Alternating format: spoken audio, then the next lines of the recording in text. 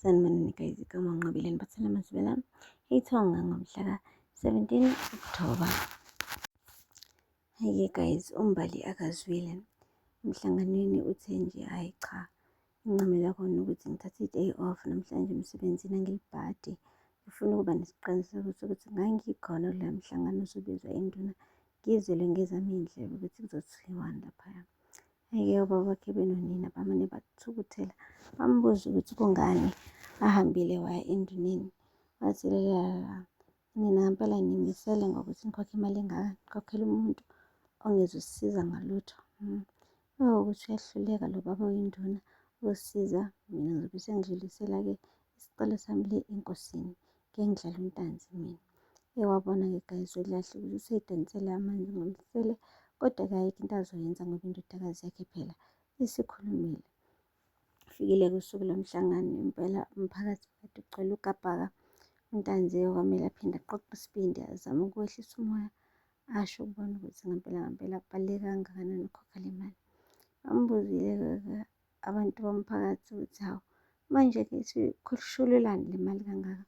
Washo-ke uNtanzi ukuthi la bantu laba abanigadayo abantu abahloniphekile kabi bomphakathi, abantu ukuthi nina menihambile emsebenzini nibuye le ekuseni tathakusa noma ebusuku kakhulu, kodwa bona bebenza isiqiniseko sokuthi emndenini iphethile.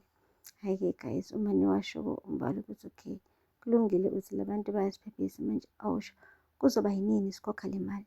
Okay, angibuze umbuzo olula, ngicela ubuze ukuthi le mali izokhuphuka kangaki ngonyaka. Kwathiwa nya, ngoba ngempela uNtanzi uma sezwile i-taste le mali uzomane ukucabanga ukuthi la bantu basanayo imali enkulu abayifihlile, ecela ukuthi-ke ayikhishwe. Hhayi-ke guys, umane nje washo-ke uMbali ukuthi wena nje yodwa into ekumele usisize ngayo Ntanzi, ayivalwe le operation le straight. Labo 3,000 kumele bakhokhwe, hhayi umuntu nomuntu angabe esawukhokha, ebese kusetshenziswa zonke lezo zizumbulu zemali ukuba thina njengomphakathi sivikelane sodwa.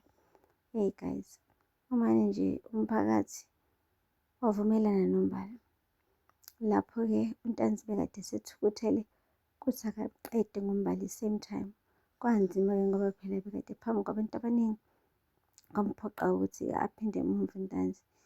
Ngisho ebuhlungu inhliziyo yakhe ukuthi-ke udelelwe ingane yentombazane, wahluleka ngisho ukuthi azilwele noma ayiphendulele. Hhayi-ke guys, induna-ke umane yahamba-ke yaya kuNtanzi phela iyokhuluma naye ngasese, yamtshela ukuthi yabona-ke manje le nto yakho yokuthi uhlezi uthathe iy'nqumo uwedwa, buka kunjani manje, yabo. Impela abantu bomphakathi bazosijikela njengontshwala esizweni uma kunje. Abantu ngeke basithembe, bazobona engathi siqamba amanga ngoba wena uyathanda ukuthatha iy'nqumo wedwa ungakhulumanga nami. Hhayi-ke guys, ufike kabi-ke umane nje wabona sekhonjwe ngesibhamu. Waxakeka manje ukuthi hawu, la bantu bangithembisile ukuthi bazonginikeza imali, kwamnandi kwanje, hhayi manje isibhamu sihlanganaphi nale ndaba. Wase wamkhumbuza-ke uNtanzi wathi yena uyakhumbula ngesikhathi kufike uGadla. Siyakhumbula-ke guys ukuthi ngesikhathi kunzima nje laphaya kusabusa yena-ke uGadla, hhayi kunabantu akade babe yithenjwa zakhe uNtanzi abamane bamphendukela njengotshwala esiswini, bahamba baya kuyena uGadla bayeba iy'ngcebane zakhe, bamshiya phansi kanjalo uNtanzi bathi usephelelwe ushadini. Hhayi-ke guys, wonke la madoda-ke usawabambela amagqubu uNtanzi. Namhlanje umkhumbuzile-ke ubaba uNduna ukuthi uyakhumbula ukuthi wangijikela na, kusakhona uGadla, nokho uthembekile neze kumina. Ukusho lokho nje kuyena uphethe imfuqa yemali igcwele imviliphu, okusho khona guys ukuthi ufike umheha ngemali, azi kahle ukuthi uzomdubula aqede nyangayo. Hhayi-ke guys, uphinda-ke benomalume uMduduzi-ke bawenza umsebenzi bejabulile, bamdubula bamhlakaza ngey'nhlamvu, baqeda bathi nya, ubaba uNduna. Okusho khona-ke ukuthi uMbali uyalandela-ke emva kwala. Guys, ebekade eshilo-ke uyise uMbali ukuthi sengathi bayidonsela amanzi ngomsele ngokuthi-ke balwisane noNtanzi. Mhlawumpe-ke umbala amehlo akhe azovuleka-ke manje abone ukuthi intanzi akasiyona insango, akabhenywa ngoba phela umane nje wayishaya indiva leyo ndaba wathina nje angeke avume ukuthi akhokhe imali engaka iminyaka eminingi. Impela elokhu ephana no-3,000 agcine esehlupheka, elokhu ebhizi ondlana nontanzi. Koda-ke manje ligange omunye umhlathi-ke guys, ngoba ngathi le mali useyifuna ngenkani uNtanda. Useyizwile i-taste yayo and angeke avume ukuthi iqatha limane limphunyuka kanjalo emlonyeni eseyizwile ngisho i-taste yalo.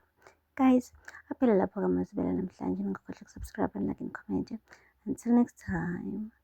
Bye. Sanibonani.